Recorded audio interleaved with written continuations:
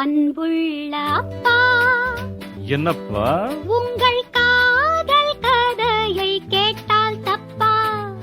அப்பப்பா, பொல்லாத பெண்ணப்பா.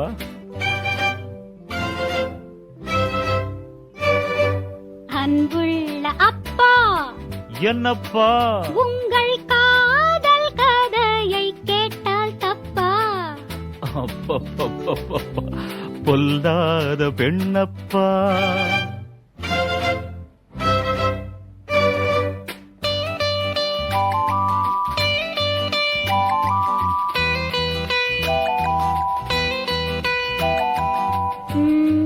உங்களோடது காதல் கல்யாணம் தானே? Of course, it was a love marriage.